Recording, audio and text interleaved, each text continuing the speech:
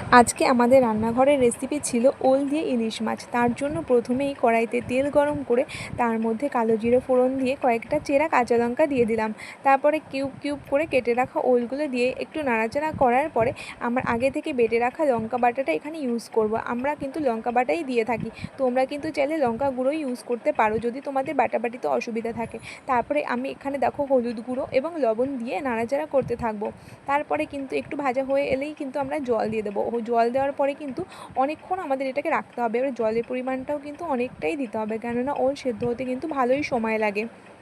দেখো আমি কিন্তু এতক্ষণ ঢাকা দিয়ে রেখে দিয়েছিলাম, এবার ফুটে এসছে।